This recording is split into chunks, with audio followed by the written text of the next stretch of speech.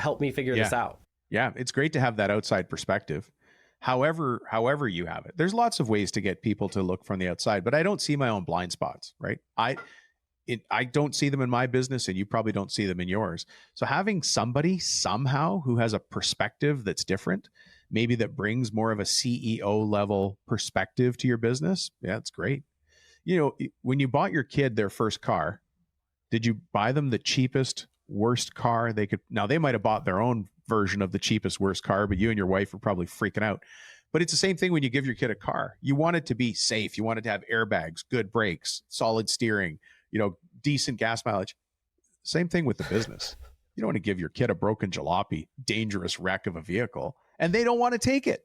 Every once in a while, Dominic, I have a moment on the podcast where I realize how messed up my childhood really was, What kind of car did your parents give you? The old farm jalopy that truck? was not safe. It actually caught fire. Yeah, I had a vehicle. My painting van got, what do you call it when the police put yellow tape around the van? Oof, cordoned off? I don't know. It was a crime scene? Yeah, there's a saying. Yeah, no, it wasn't a crime scene. It was a road hazard.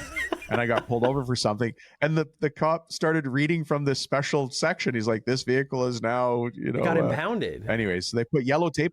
Impound. Yeah, it was such a dangerous, but I was a painter, I was trying to not making money, working hard. The same story that too many business owners have, so definitely right? Don't give your kids a business that needs to be impounded. That would be bad.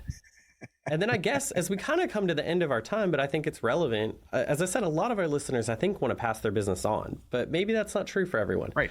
So I think what you're saying is if you follow the right steps, you put in that strategic plan, you identify whether you identify whether you even have people that are capable of taking over the business, you get that outside consultant.